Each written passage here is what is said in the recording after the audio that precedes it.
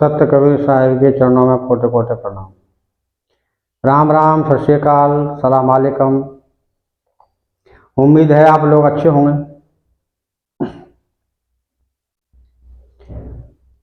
आज अपन बताएंगे काल निरंजन ने जीव के लिए कौन कौन से फंदे भवसागर में रच के रखे हैं। लेकिन पहले वही कि हर आदमी, हर जीव अपने आप को सुधारे, अपनी आदतों के ऊपर कंट्रोल करे।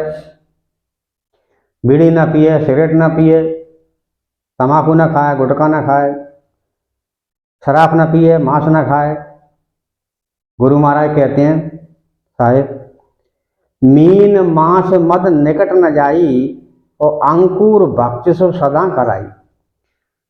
मांस की और शराब की सेवन करने की बात तो अलग है, इनके ढिंगा भी नहीं जाना चाहिए, क्योंकि इनमें इतनी दुर्गंध, इतनी बदबू होती है कि इनके पास गुजर जाने से ही पाप लग जाता है।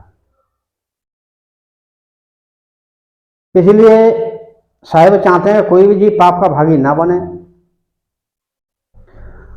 और उम्मीद है कि साहिब की इस बात के ऊपर आप लोग अमल करेंगे। अब वीडियो स्टार्ट करते हैं और वो फंदों की बात करते हैं जो काल निरंजन ने भवसागर में जीवों के लिए रच के रखे हैं। कबीर साहब जब भवसागर में जीवों को उपदेश देने के लिए आए तो काल निरंजन से भेंट हुई। काल निरंजन क्या कहने लगा कि हे प्रभु, आप भवसागर में जा तो रहे हैं, लेकिन आपकी बात कोई मानेगा नहीं। बोले क्यों? कहा, तुम्हारो जीव नहीं माने और हमारी दशा बाद बखाने। डेढ़ फंदा है रचा बनाई और ताम है जीव रहे और छाई। मैंने बहुत से फंदे रच के जीव के लिए रखे हैं, उसमें जीव उलझ रहे, इसलिए तुम्हारी बात वो नहीं मानेंगे। अगर आप जानना चाहते हो तो सुनो, मैंने कौन कौन से फंदे बनाए हैं। सबसे पहले तो 4 वेद, ये मेरे फंदा हैं, इनमें जीव उलझा हुआ है। और गुरु महाराज 4 वेदों के बारे में क्या कहते हैं कि ओमकार है वेद को मूला और ओमकार में सब जग भूला और ओमकार निरंजन जान। जिसको जब भवसागर के गुरु ओम को परम अक्षर बताते हैं, अक्षर बताते हैं, ये तीनों लोगों के अंदर ही है। इसका भाई जरूर है, लेकिन इसी के राज्य में वो रहता है। ये परम अक्षर नहीं है।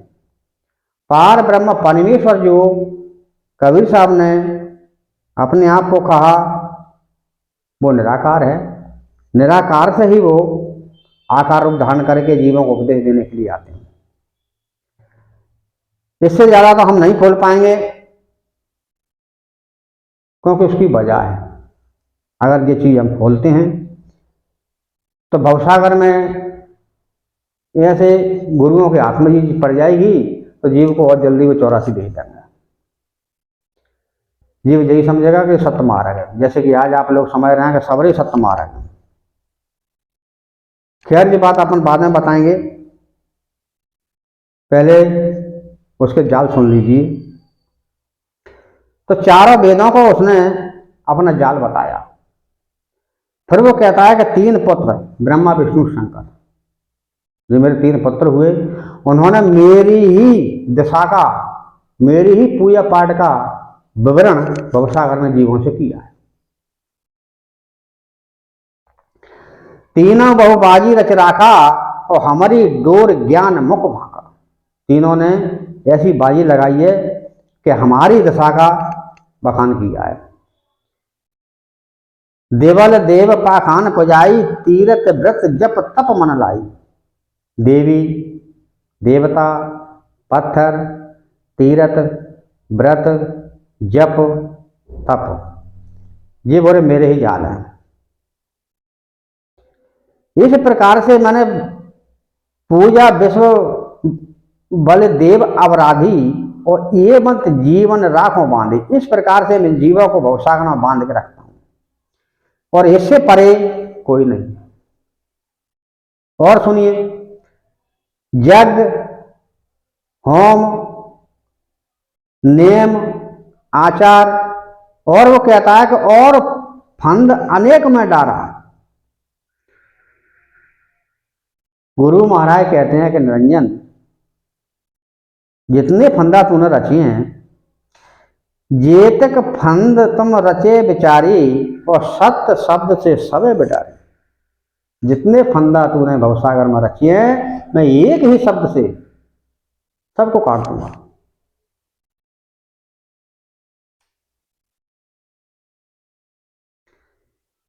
सवरे तेरे भ्रम जीव के छुटा करके तब भी जीव को सतलोक ले जाऊंगा। गुरु महाराज कहते हैं कि चौका कर परवाना पाई, ये पुरुष नाम देव चिनाई। चौका करके परवाना दूंगा और परमात्मा के नाम को बता दूंगा। और भवसागर के गुरु लोग क्या कहते हैं आप सब जानते हो, सबने देखा भी है और उनके पास रह भी रहे हो। एक ने कहा कि कबीर की आरती और चौका पाखंड है, और कहते हैं कि मुक्ति सहज में है। सहज में मुक्ति नहीं है। मुक्ति के लिए बहुत भजन भक्ति करनी पड़ती है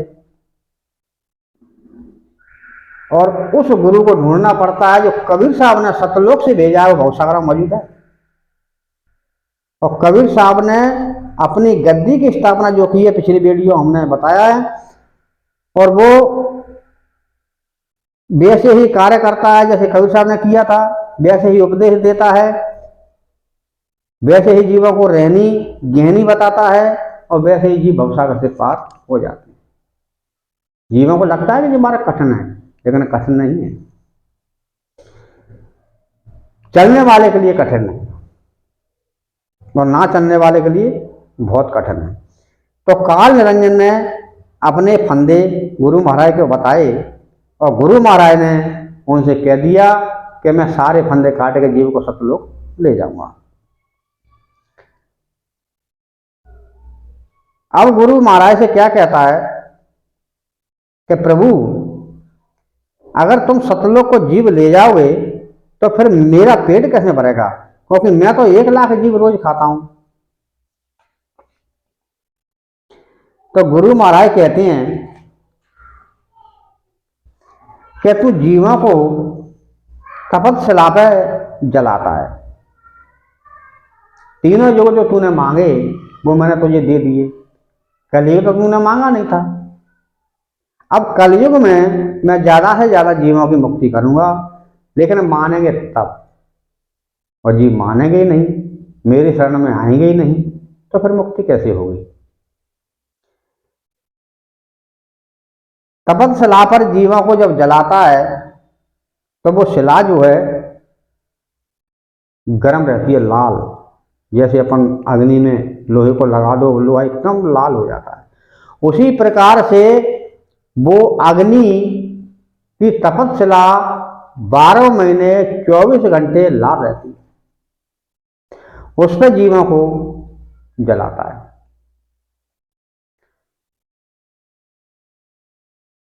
जार बार कोला कर डारे तब देव अवतारा है।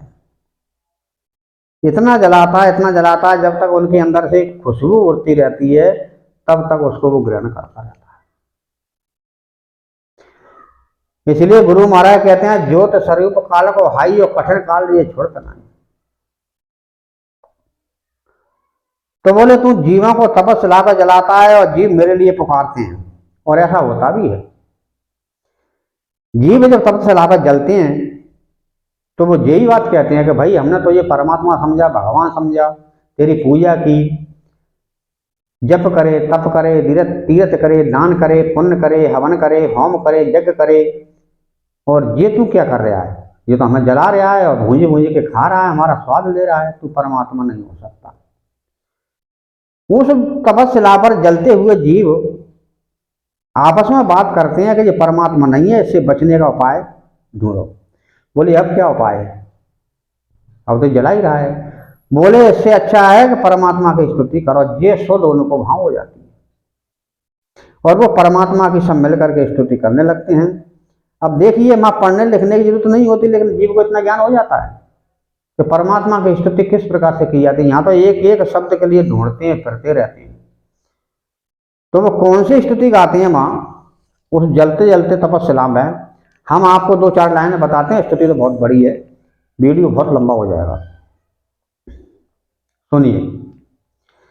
जय सत्य कबीर कृपाल घन दल दोष्ट हन पाए पोष्ट जन, जोग जीत अतीत पुनीत प्रभु बपु धारण कारण तारण भू, सत सुकरत सत्य स्वरूप सदा जिन ध्यावत पावत मुक्ति पदा, मोक्ता मनते जीव जुगता मृत लोक संसोगन भोगता, हम दीन दुखी किम त्याग चाहो करुणामय हो करुणामय हो, करुणा तन धार करी करुणा करुणामय दो करुणा वरुणा, सुर सिद्ध बखनत खन दया जीव देखे अनाथ सनाथ भया, ये ज्वाल जला जम भक्त करे बिन देव दयाल को रक्ष करे, जम जाल में जीवन जेर की हो सुध लेत दया दे देर की हो सकल लेसन के तकलेश भरे, जगदीश परे जीव काल कराल के ज्वाल दहे तर ऊपर ऊपर दहाय गए, हम जान दयाल जो काल बजाए गुण ग्राम प्रणाम जो नाम तजई।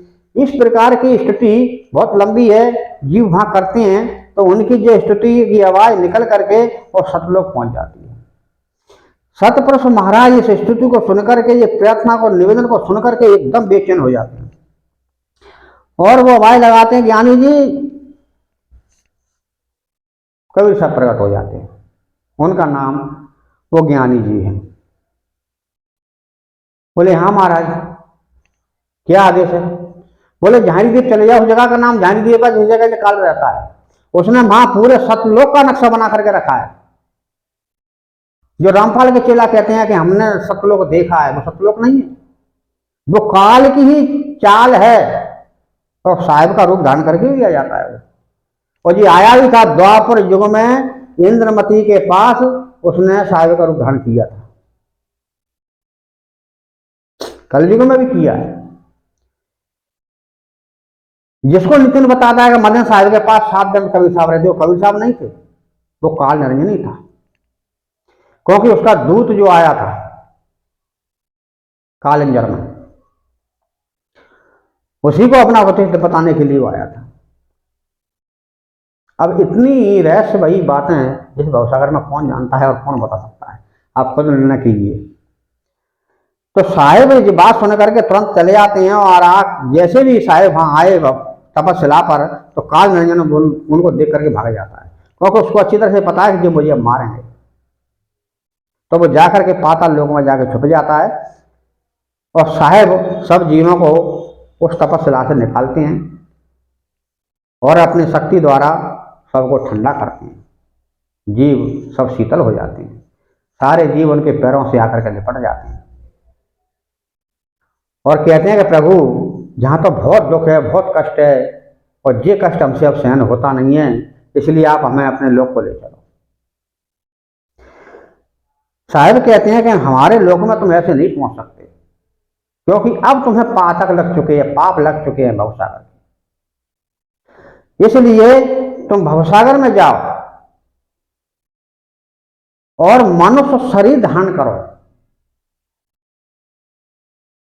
जब तुम इसके योग हो जाओगे, यानी उपदेश सुनने के लायक हो जाओगे, तब हम आएंगे और तुम्हें उपदेश देंगे।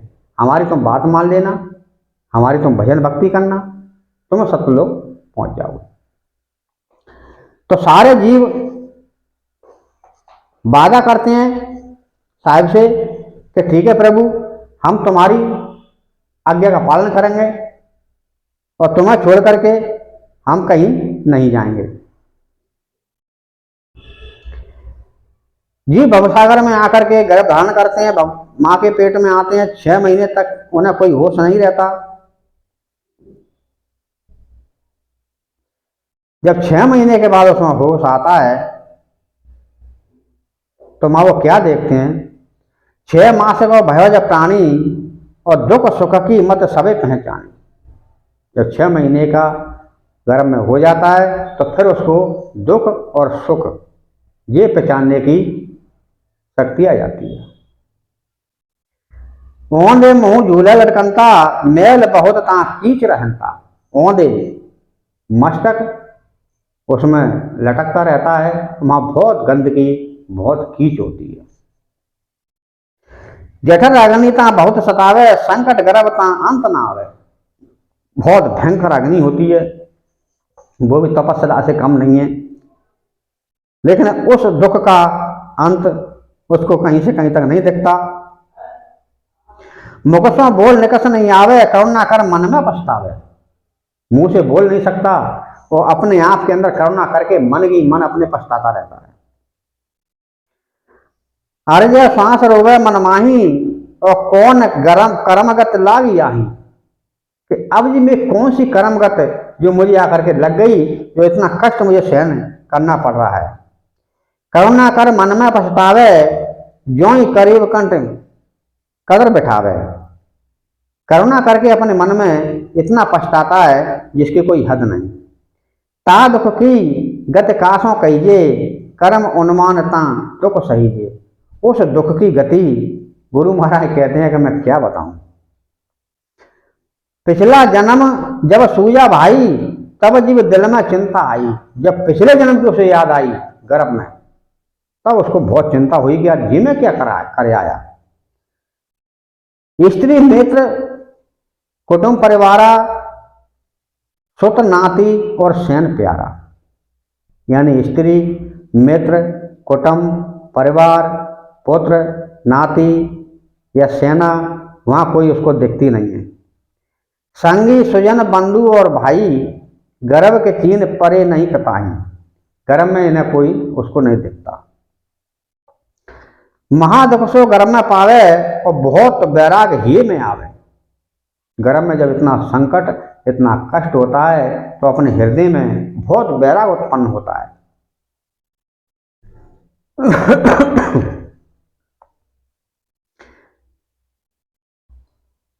सूझी सकल बाहर की बातें, जो जो पिछली होती जाती। जब जीव गर्भ में ज्ञान विचारा, अब मैं सूर्यों सृजनहारा सुमरों सृजनहारा। यानी गर्भ में उसको इतनी याद आ गई कि अब मैं परमात्मा का सुमरण करूं। देखिए, जब सुख में जीव होता है तब उसको कोई याद नहीं आती कि मुझे सुमरण करना है, भजन भक्ति करना है कि नहीं करना, झूठ बोलना है कि नहीं बोलना, सतमार्ग पर चलना है कि नहीं चलना, अपने आप का उद्धार करना है कि नहीं करना, तब नहीं होता उसको। तब गुरु महाराज क्या कहते हैं,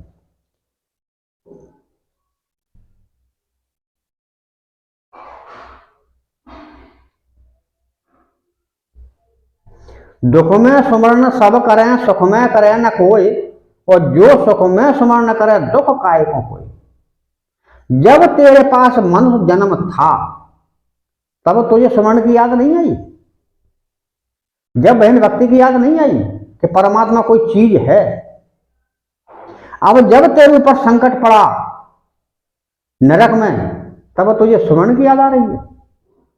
तो हर बात हर जगह लागू नहीं होती, ठीक है। तो जीव इस प्रकार से गर्भ में याद करता है और साहिब से स्तुति करता है। क्या कहता है, साहिब संकट दूर निवारो, मैं निज खना जाग तुम्हारो। कि हे प्रभु मेरे संकट को अलग दूर करो और मैं तुम्हारा सेवक हूं। दिल में करुणा कर अति भारी, अब मोहे साहिब लेव हो बारी। कि हे प्रभु अब मोहे या गर्भ से किसी प्रकार से निकालो, ये कष्ट मेरे से सहन नहीं होता। अब दुख दूर निवारो स्वामी, कॉल करूं प्रभु अंतर्यामी। कि हे प्रभु मेरा कष्ट का निवारण कीजिए, और मैं कॉल करता हूं, यानी वचनबद्ध होता हूं। सतगुरु का होए रहो चेरा, दम दम नाम उच्चारण तेरा।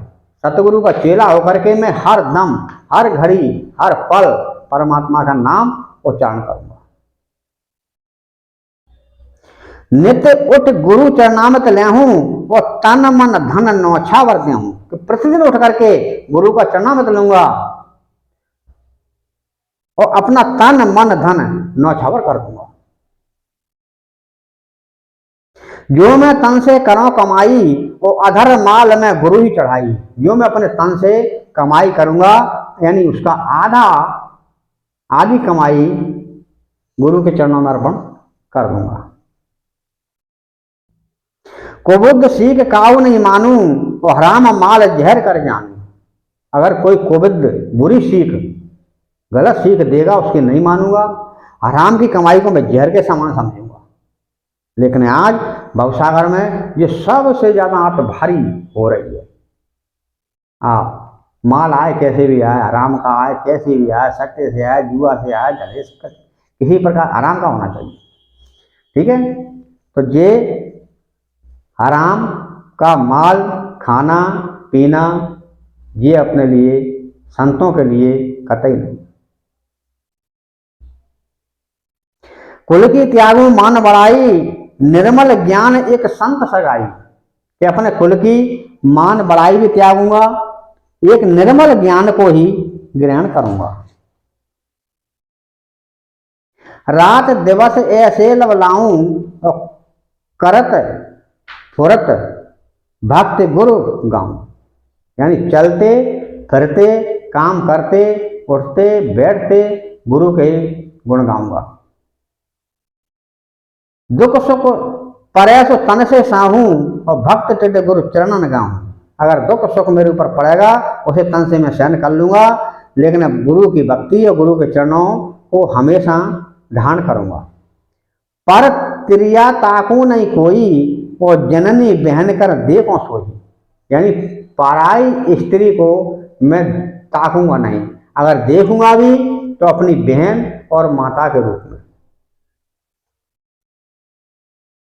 श्वास और सांस में रखना लाऊं, अन्य उपाय एक नहीं चाहूं।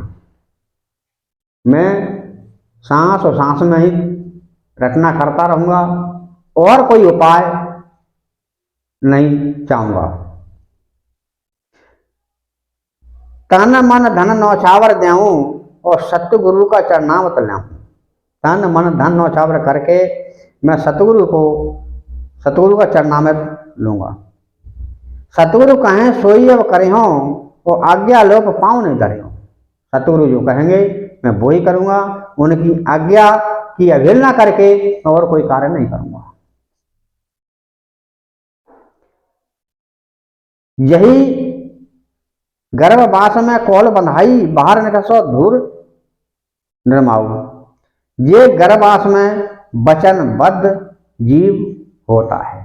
इस प्रकार से वचन उसने दिए, तब गुरु महाराज परमात्मा इतना सहायक हर जीव का होता है, क्योंकि उस वक्त जब जीव का जन्म होता है तब बच्चे को माँ को दोनों की जिंदगी का लाले होते हैं, लेकिन परमात्मा हर वक्त उन दोनों की सहायता करता है और प्रेम पूर्वक दोनों को सुरक्षित भी रखता है। जीव का जन्म होता है, समय के अनुसार वो बड़ा होता है। जब साहिब ने देखा कि मेरे जीव उपदेश सुनने लायक हो गए हैं, तो भवसागर वो कल सती लोक से भवसागर के लिए रवाना हो जाते हैं। गुरु महाराज वहां कहते हैं, पिछली वीडियो में बताया था, छोड़ी लोक लोक की काया और नर की दे धर तब हम यहाँ आया। लोक की काया हमने लोक में छोड़ दी, नर की दे धारण करके हम यहाँ आ गए। अब जीवों को हम समझा रहे हैं कि भाई तुम कॉल करके आए थे, हमारी बात सुनो, उपदेश सुनो, तुम्हें सतलोक ले जाने के लिए आए हैं। तब कहता कौन सा कॉल, कौन सा गुरु, कौन सा परमात्मा, अरे हमारी तो वो चंडी देवी है ना, वो मुक्ति करेगी। अरे ब्रह्मा जी है ना सृष्टि के रचयिता, हमारे वो मुक्ति करेंगे। कोई विष्णु का नाम लेता है, कोई शंकर जी का नाम लेता है, कोई अलख निरंजन का नाम लेता है। तब गुरु महाराज क्या कहते हैं, भूला कौल गर्भ का बांधी और जे आई चकचौंधा आंधी। सवई जीव कौल कर आए और बाहर निकसा सवई बुलाए। अब आप सोचिए कितने जीव साहिब की बात को मानते हैं और साहिब की भजन भक्ति करते हैं। या आज कितने जीव कर रहे हैं, इनको छोड़िए, रामपाल को छोड़िए, नितिन को छोड़िए, क्योंकि हम पहले ही बता चुके हैं कि 12 और 4 16 गद्दी काल नन की चल रही हैं। इनमें कोई ही मुक्ति का अधिकारी नहीं है। तीनों लोकों में किसी प्रकार का कोई नाम नहीं है। 4 नाम बताते हैं कि एक राम जो सर्व डोला, एक राम घट घट में बोला, एक राम का सकल पसारा, एक राम सभी से न्यारा। जो सबसे न्यारा है तो फिर जहां का वो ढूंढ रहा है उसको, वो कहाँ है, वो राम है वो थे। तो ये मन गणंत कहानी है, कबीर साहब ने भी ऐसा नहीं कहा। कबीर साहब ने ये जरूर कहा है कि सतलोक जो है 3 लोक से परे है, और वो परमात्मा निराकार है, आकार नहीं है। और ये गुरु लोग हैं वो आकार का ही नाम देते हैं। जहां लग वाणी मुख कही तहां लग काल का ग्रास, और वाणी पड़े जो शब्द है वो सतगुरु के पास। कहां तक कहूं, कहे से न्यारा, वो तो कहने से अलग है। चाहे वो अक्षर लोक हो, चाहे वो अक्षर पुरुष हो, परम अक्षर पुरुष हो, मेरी कोई जाति दुश्मनी नहीं है आपसे जो मैं इस प्रकार की बात बोल रहा हूं। ये परमात्मा अक्षर पुरुष परम अक्षर पुरुष नहीं है, हकीकत बात है।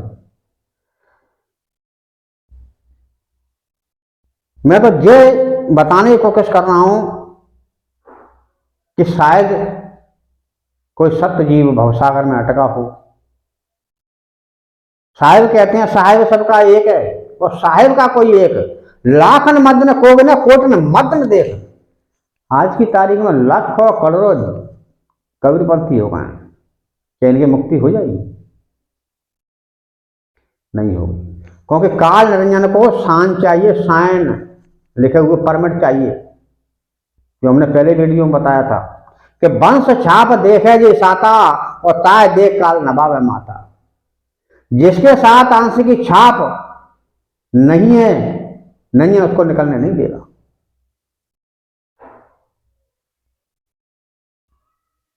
ये कितनी अद्भुत बात है। इसीलिए अगर सर्व संसार में मुक्ति जीवों की हो रही होती तो आज तक कोई नहीं बचता, सभी निकल जाते। वो कोई इतनी बड़ी वस्तु, इतनी बड़ी ताकत नहीं है। उसको काल कहा जाता, निरंजन काल। तीनों लोकों का स्वामी है, तीनों लोकों का उसका राज्य चलता है। इसलिए आप लोग इस भ्रम में ना रहें कि हमारे रामपाल ने हमें नामदान दे दिया। आपकी कोई रहनी नहीं, कोई ज्ञानी नहीं, कोई भजन नहीं, कोई भक्ति नहीं। और हाँ, रामपाल ने एक बात और कही थी, मैंने उसकी वीडियो देखी है, कि जो सत्संग को सुनना है, ज्ञान को सुनना है, वो नाम नहीं ले रहा तो उसकी दुर्गति होगी। तो मैं चैलेंज करता हूँ रामपाल को और रामपाल के शिष्यों को कि मेरी दुर्गति करके बताए, और नहीं तो आप अपनी दुर्गति देख ले कि रामपाल की दुर्गति क्या हुई और शिष्यों की दुर्गति क्या होने वाली है।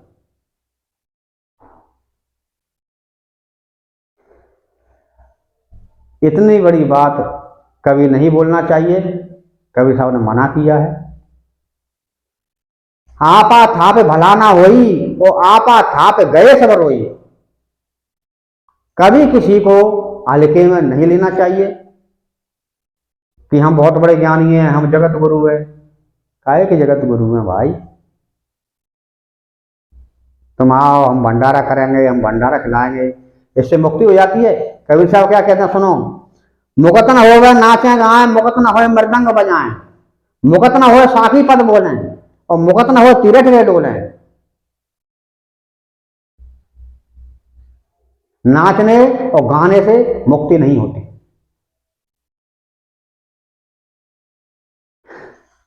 ढोलक, मजीरा, खंजरी के बजाने से मुक्ति नहीं होती। भजन गाने से मुक्ति नहीं होती। तीर्थ नहाने से मुक्ति नहीं होती। साकी पद बोलने से, ग्रंथ पढ़ लेने से मुक्ति नहीं होती।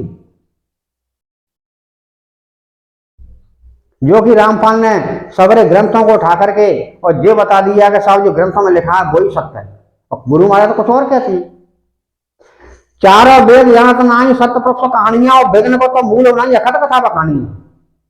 चारों वेद सत्य पुरुष की कहानी को नहीं जानते, पार ब्रह्म परमेश्वर की कहानी को नहीं जानते, क्योंकि चार वेदों की उत्पत्ति करने वाला कोई और नहीं, निरंजन है। ये किसी अगले वीडियो में हम बताएंगे कि वेदों की उत्पत्ति कैसे हुई, लेकिन फिलहाल इतना जान लीजिए कि वेद किताब जाने नहीं पावे ज्ञानी था, और तीन अंशनों सभी खेले आगे का मत था, तो ज्ञानी नाम स्वयं साहित्य है। वेद किताब नहीं जानते और तुम वेद किताबों में ढूंढते हो, कैसे मिल जाएगा वो? बहु बंधन से बांध दिया एक बेचारे जीव, और क्या बड़े छूटे आपने जो ना छुटावे पीवे, यानी परमात्मा नहीं छुटाएगा तो अपने बल से जीव नहीं छूट सकता, वो से बंधनों से बंधा हुआ है। लेकिन जब परमात्मा छुटाना चाहता है तो उसी को उल्टी दोष देते हैं, गालियां देते हैं कि हमारी अवहेलना करी, हमारी निंदा करी, हमारे धर्म को बैठना चाहता है। ये हकीकत नहीं है, परमात्मा कभी किसी का बुरा नहीं करता, बुरा करने वाला दुश्मन होता है। अब संसार में इतने फंदे उसने बताए, लेकिन एक फंदा जबरदस्त और भी है, वो तो उसने बताया ही नहीं, वो है मन, और मन रूप है उसी निरंजन का। और निरंजन को अपन कैसे जाने? निरंजन को समझिए कि जो महाभारत में उसने वह रूप दिखाया था वो ही स्वरूप है उसका। गुरु महाराज कहते हैं मन रूप निरंजन कीना। आगे जीव मन के बारे में क्या कहते हैं? जा मन को चीनो रे भाई तना छूटे मन कहाँ समाई, सनक सनन जहदो नामा आम बरी के पहला सुदामा, और शिव सनकादिक नाद और शेषा और तनक भीतर मन इन्हू न देगा। इस मन को अच्छे अच्छे ऋषि मुनि देवी देवता नहीं जान पाए।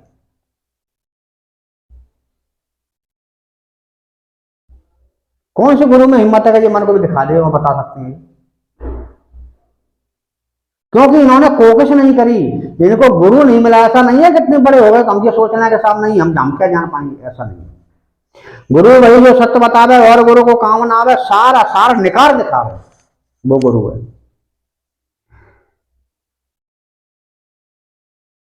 गुरु हमारे क्या पूछते हैं? संतो ज्ञान कौन सा कहिए, कौन ध्यान विज्ञान कौन है, कैसे नहीं पता लइए। को नाम अनामी कहिए, को कहिए वो तारा, चार अवस्था पांचा मुद्रा जो करे सो कोना, मुकत नाम काय से कहिए, कौन सार निज कोना, कहो शब्द ये कहां पे आया करता आवाज अमोला, और कहा टकसार हो तो घट अंदर कौन राय से बोला। ये ती युक्ति लखे जो कोई अलग नाम है काका, तो कहें कबीर सुनो वही संत खोज करो सुनता का। अब सुन लीजिए इसका। संतो ज्ञान कौन सा कहिए, वो ज्ञान कौन सा है जिसको हम कहें कि ये ज्ञान है?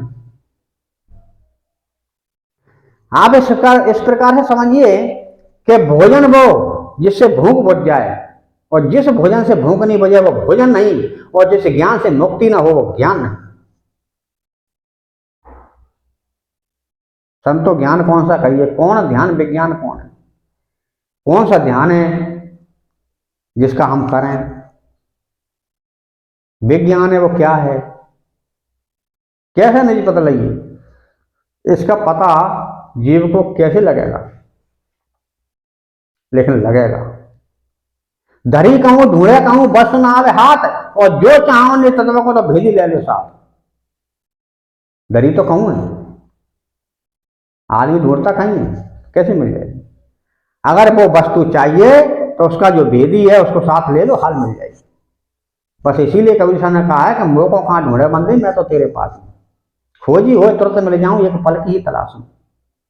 अगर ऐसा व्यक्ति कोई तुम्हें मिल जाता है तो एक पल में ही मिल जाएगा। अरे बिल्कुल पक्की बात है। और ऐसे ढोंगियों के पास जाते रहोगे तो सैसों जन्म गंवा देना, परमात्मा के दर्शन नहीं होंगे। तो चौपाई के बारे में वही विवेक कहते हैं कि इसका पता कैसे पाड़ोगे, कौन नाम अनामी कहिए को कहिए अवतार है, कौन नाम का है कौन बिगर नाम का है, किसका अवतार है किसका नहीं है। चार अवस्था पांचवा मुद्रा जो करे सो कौन, ये चारों शरीर में ही है, इनमें से जो कौन करता है। अब ये तो मैं खोल के नहीं बताऊंगा कि ये अवस्था कौन सी है, क्योंकि ये जानने का अधिकारी तो वही होता है जो मुक्ति का अधिकारी होता है। इसीलिए कुछ बातें मर्यादा में मुझे रखनी पड़ेंगी। मुक्त नाम काय से कहिए, कौन सार निज कोना, मुक्ति का नाम क्या है, क्या सार है, क्या सार है। कहो शब्द ये कांटे आया करता माजा मोला, यानी जो बोल रहा है कि कांटे आया है। कहा टकसार हो तो घट के अंदर कौन राय से बोला, ये घट के अंदर क्या टकराता है, कौन सी रास्ता से बोलता है। ये तो कति लखे जो को है, जैसे ही किसी भी चीज को पहचान लेना कि ये फलाने तन है, ये फलानी चीज है, ये कौन है। ये तो युक्ति लखे जो कोई अलग नाम है, अलग नाम किसका है। गुरु महाराज कहते हैं कि उसकी खोज करो, अलग की खोजी हो तुरंत मिल जाऊं एक पल की तलाश में। अगर आपके अंदर सच्ची भक्ति, सच्ची लगन, सच्ची श्रद्धा आत्मा से अगर पुकारोगे तो आपको अवश्य मिलेगा। अगर ऊपर से आप चाहोगे तो नहीं मिलेगा। गुरु महाराज कहते हैं कर बंदगी विवेक की देख धरे सब कोई, वह बंदगी जान ले जहां शब्द विवेक न हो। यानी दंडवत प्रणाम वही करना यहां विवेक हो। विवेक नहीं है तो मत करो। शब्द कुछ और कहते हैं, चौपाई कुछ और कहती हैं, अपन कुछ और बकते हैं, ये विवेक नहीं होता। और इसी के साथ हम वीडियो को विराम देते हैं, वो वीडियो लंबा होता जा रहा है। बहुत सारी बातें हैं, बहुत सारा ज्ञान है। अभी तक ना तो किसी का कमेंट आया है, ना किसी का फोन आया है। नंबर हमारा उसमें हैगा, पूछना भी हो कभी, आप किसी मार्ग के हों, बेझिझक बेडरे आप पूछ सकते हैं। हमें कोई एलर्जी नहीं है, क्योंकि गुरु महाराज कहते हैं सब संग उठिए सब संग बसिए सबका लीजिए नाम, वो हाजू सबके कीजिए रहिए अपने ठाम। तो वीडियो को हम यही विराम देते हैं। साहे